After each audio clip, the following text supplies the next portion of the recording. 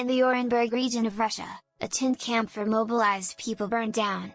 Russian media write about it. It is indicated that the fire occurred on January 9th in the educational unit. The media note that the fire engine on duty in the unit allegedly turned out to be without pressure. Russian soldiers had to wait for city rescuers. Drunken officers were named as probable culprits of the fire.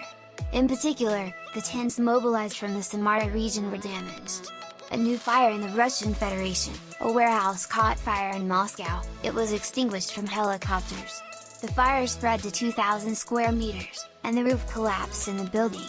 The fire was assigned the third rank of difficulty and there was a threat of detonation of the cylinders.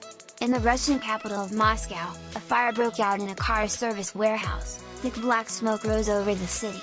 This is reported by the publication Moscow 24. It is reported that initially the fire area in a one-story building was 1,000 square meters, but over time, the fire spread to 2,000 square meters. In addition, the roof collapsed in the building. The victims are not yet known, but more than 200 people were able to evacuate from the burning warehouse. Meanwhile, 2 helicopters were brought in to extinguish the fire. According to the Baza Telegram channel, there is a hostel next to the car service, from where people ran out.